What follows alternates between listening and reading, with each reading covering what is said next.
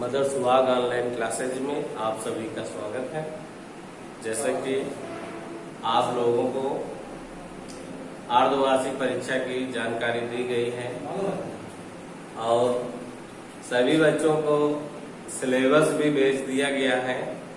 आज हम उसी सिलेबस को एक बार रिवीजन कराए दे रहे हैं जो अर्धवार्षिक परीक्षा के हिसाब से बच्चे सब देखेंगे।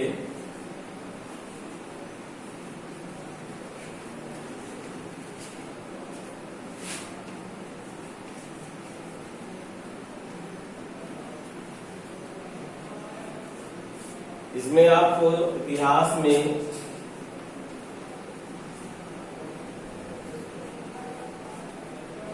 पाठ 1 और 2, नागरिक शास्त्र में पाठ 1 और 2, भूगोल में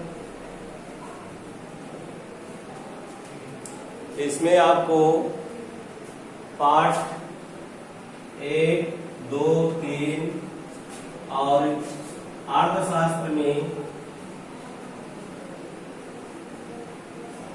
लेसन 1 और 2।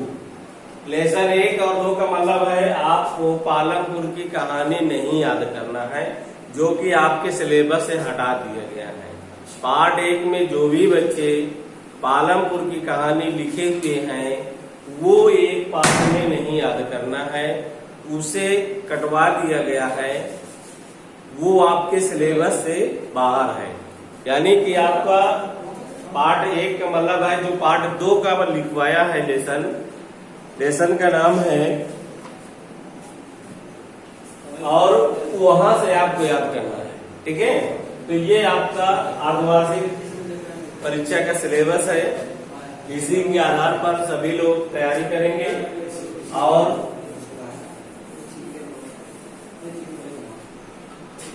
एग्जाम में जो भी क्वेश्चन दिए गए हैं सभी प्रश्न करना है आपको। जो एग्जाम का तरीका है आपको बता दे रहे हैं। पहले आपको बहुविकल्पी दिए गए हैं। बहुविकल्पी के 6 प्रश्न हैं। इसके बाद आपको अतिलघुत्तरी,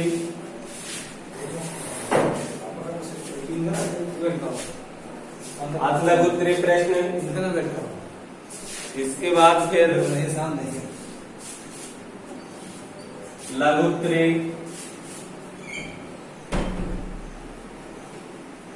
और इसके बाद फिर दीर्घोत्तरी, दीर्घोत्तरी के बाद मानचित्र। ये आपका खंड का और खंड खा 2 रूप में होगा, जो दोनों में ही इतनी ही प्रक्रिया आएगी। खंड का में भी आपको बहुविकल्पी, अतिलघुत्तरी, लघुत्तरी, दीर्घ, मानचित्र। उसी तरीके इसमें बहुविकल्पी, अतिलघुत्तरी, लघुत्तरी, दीर्घ और मानचित्र। इस तरीके का आपका पेपर का जो पैटर्न रहेगा, सारे प्रश्न करना अनिवार्य है। आपको 2 मानचित्र आएंगे। एक आपका आएगा इतिहास से संबंधित, जिसे आप विश्व के मानचित्र में भरेंगे। दूसरा रहेगा भारत का मानचित्र, जिसे भारत के मानचित्र में आपको भरना है। दोनों मानचित्रों को अपने अपने स्थान पर कापी के बीच पेज में नत्थी करना है, जिससे कि मानचित्र निकलना ना पाए। तो ये पेपर का पैटर्न रहेगा, जो सभी बच्चे इसे पूरी तरीके से तैयार करेंगे। इसके बाद अपने टेस्ट कॉपी में उसे लिपिबद्ध करेंगे। तो ये आपका रहा पेपर का शेड्यूल। और आप आज लोगों को एक नए पाठ के साथ हम चलते हैं, जिसे पाठ का नाम है प्राकृतिक वनस्पति तथा वन्य प्राणी।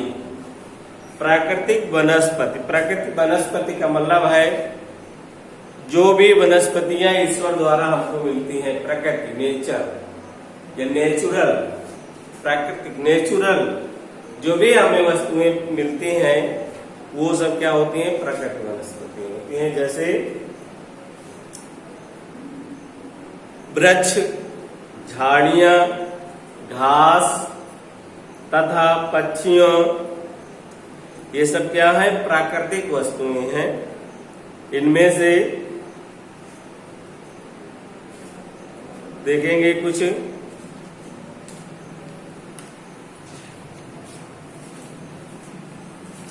पहले समझ लो प्राकृतिक का मतलब क्या होता है।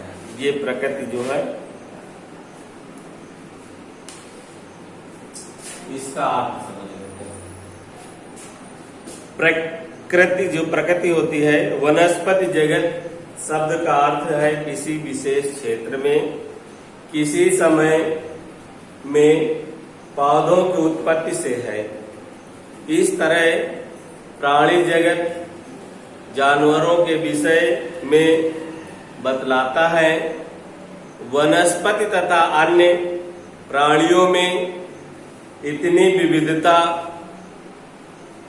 विविधता है।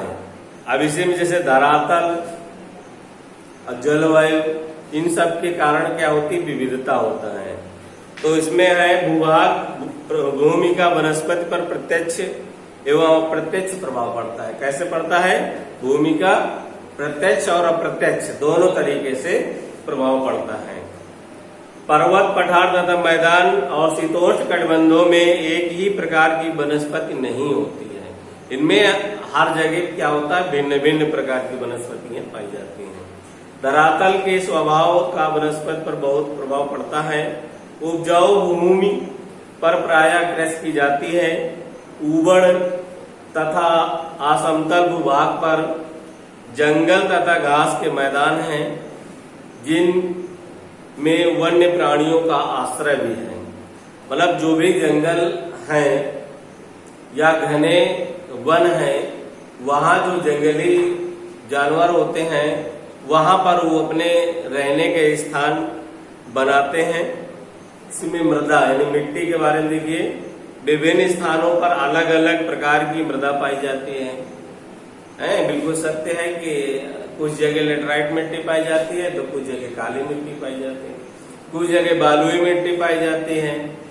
इस तरीके से हर क्षेत्र में मिट्टी का भी अलग अलग प्रभाव है। मरुस्थल की बालुई मृदा में कटीली झाड़ियां तथा नदियों के डेल्टा में पर्णपाती वन पाए जाते हैं। पर्वतों की ढलानों में जहां मृदा की परत गहरी है वहीं शंकुधारी वन भी पाए जाते हैं। ये मतलब जलवायु देख ली, तापमान थोड़ा सा। वनस्पति की विविधता तथा विशेषताएं तापमान और वायु की नमी पर भी निर्भर करती हैं।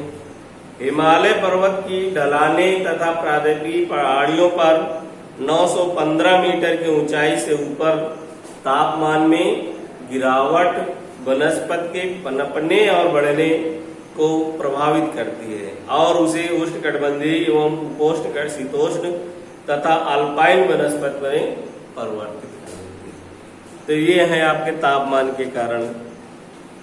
अब देखिए सूर्य का प्रकाश कितना प्रभावित करता है, इसको देखिए। चलिए आज हम यहीं तक आपको रखते हैं और इसमें आपको विशेष ध्यान देना है। क्या ध्यान देना है कि आप सभी को अर्धवार्षिक परीक्षा की तैयारी करना है अच्छे से और बड़ी सावधानी से सभी पेपर आपको देना है। और आज हम बस यहीं तक, होमवर्क में आपको हेल्प ईयरली एग्जामिनेशन का सिलेबस याद। धन्यवाद।